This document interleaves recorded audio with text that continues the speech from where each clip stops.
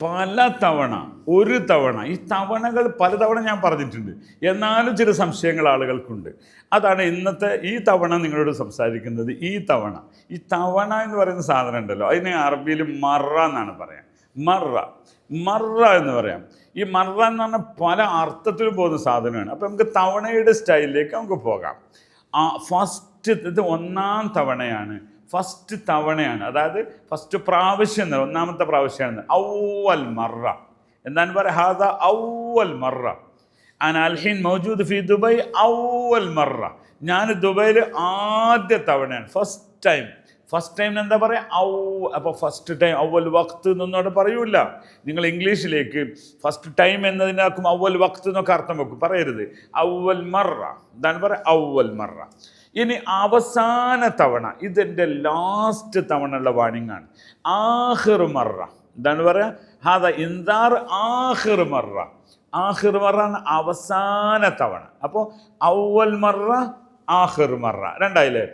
പല തവണ ഞാൻ അവനോട് പറഞ്ഞിട്ടുണ്ട്, പല തവണ. ഈ പല തവണക്ക് രണ്ട് വേർഡ് ഉപയോഗിക്കാം. ഒന്ന് കസീർ മറ, രണ്ടാമത്തെ ഒന്നാണ് കൂടുതൽ യൂസബിള്, അക്സറു മിമ്മറ.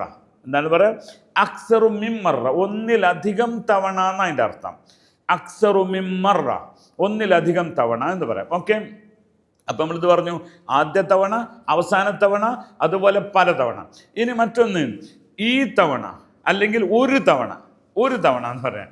ഒരു തവണ മാത്രം ശ്രദ്ധിച്ചത്, ഇനി ഒരു തവണ മാത്രം. അതാണ് മറ വാഹിദ ബസ്, മറ വാഹിദ. അൻത ജർരിബ് ഹാദ മറ വാഹിദ തുഹിബ്ബ്. മാഷാ അല്ലാഹ്. ഒരാൾ കടയിലൊക്കെ പോയിട്ട് അവർ പറയും, അൻത ജർരിബ് വാഹിദ് മറ, അൻത ജർരിബ് ഹാദ മറ വാഹിദ എന്ന് പറയാം, വാഹിദ് മറ എന്ന് പറയാം. ഒരു തവണ നിങ്ങളിത് യൂസ് ചെയ്താൽ പിന്നെ നിങ്ങളിതിൻ്റെ അഡിക്റ്റ് ആകും, അല്ലെങ്കിൽ നിങ്ങളത് ഇഷ്ടപ്പെടും എന്നൊക്കെ പറയുമല്ലോ. അപ്പോൾ അതാണ് വാഹിദ് മറ എന്ന് പറയാം, അല്ലെങ്കിൽ മറ വാഹിദ എന്ന് പറയാം. ഓക്കെ, ഇനി അതുപോലെ രണ്ട് തവണ മറത്തൈൻ. ഇപ്പോൾ ഡോക്ടർമാർക്ക്, അതുപോലെ നമ്മുടെ ഫാർമസിസ്റ്റുകൾക്കൊക്കെ മരുന്നിൻ്റെ പ്രിസ്ക്രിപ്ഷൻ എഴുതുമ്പോൾ പറയാം മറത്തൈൻ കില്ലയോ.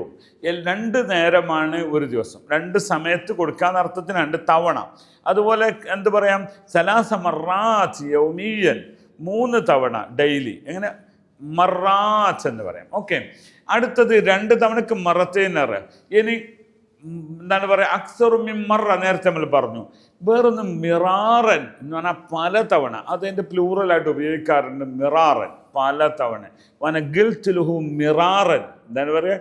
ഗിൽറ്റ് ലുഹു മിറാറൻ ഹുമസ്മ, പല തവണ ഞാൻ. അപ്പോൾ ഈ മറക്ക് അക്സറോ അല്ലെങ്കിൽ വാഹിദോ സാനിയോ ഒന്നും കൂട്ടാതെ മിറാറൻ എന്ന രീതിയിൽ ഉപയോഗിക്കാറുണ്ട്. അല്ലാഹു സിക്കില്ല ഖൈർ.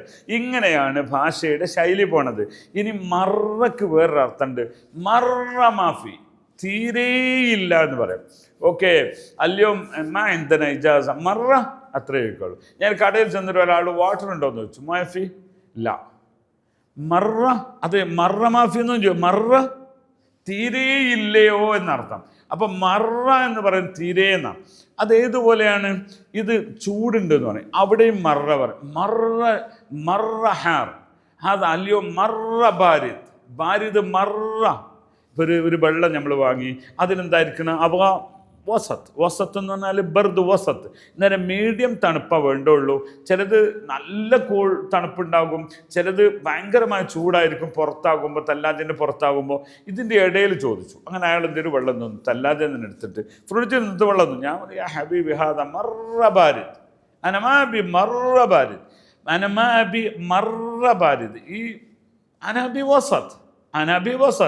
എനിക്ക് വേണ്ടത് മീഡിയം തണുപ്പുള്ളതാണ്, ഇങ്ങനെ ഭയങ്കര തണുപ്പുള്ളത് വേണ്ട. അവിടെ മറാന്ന് ഉപയോഗിക്കും.